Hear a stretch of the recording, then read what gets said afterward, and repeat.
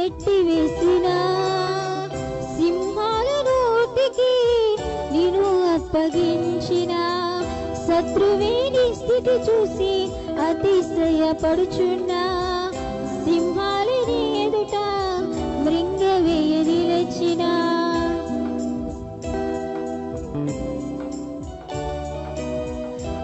అగ్నిగుండములో నెట్టివేసిన సింహాల నోటికి నేను అప్పగించిన శత్రువేని స్థితి చూసి అతిశయపడుచున్నా సింహాలని ఎదుట మృంగవేయ నిలిచిన